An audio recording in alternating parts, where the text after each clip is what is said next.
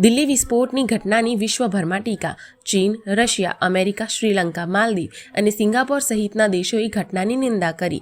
પીડિતો પ્રત્યે પાઠવી સંવેદના. દિલ્હીના લાલ કિલ્લા મેટ્રો સ્ટેશન નજીક ગતરોજ કારમાં શક્તિશાળી વિસ્ફોટ થયો હતો, જેમાં 8થી વધુના મોત અને અનેકો ઇજાગ્રસ્ત થવા સાથે વાહનો મિલકતોને ભારે નુકસાન.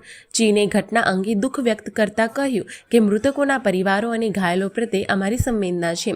રશિયાના રાજદૂત ડેનિસ અલિપોવે એક્સ પર લખ્યું કે વિસ્ફોટથી સ્તબ્ધ છું. વિશ્વાસ છે કે ચાલી રહેલ સઘન તપાસથી ઘટનાના કારણો જાણી શકાશે. અમેરિકાના વિદેશ વિભાગે કહ્યું કે ઘટના દુઃખદ છે. પરિસ્થિતિ પર સતત નજર રાખી રહ્યા છીએ. જરૂર પડશે મદદ કરવા માટે પણ અમે તૈયાર છીએ.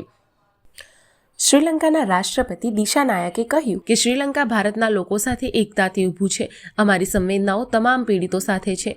માલદીવના રાષ્ટ્રપતિ મુઇઝ ગુએશ શોક વ્યક્ત કરતા કહ્યું કે માલદીવ આ મુશ્કેલ સમયમાં ભારતના લોકો અને સરકારની સાથે ઊભું છે. સિંગાપુરના ઉચ્ચાયુક્ત સાઇમને બ્લાસ્ટને આતંકવાદી હુમલો ગણાવ્યો. કહ્યું કે સિંગાપોર આતંકી ઘટનાની નિંદા કરે છે.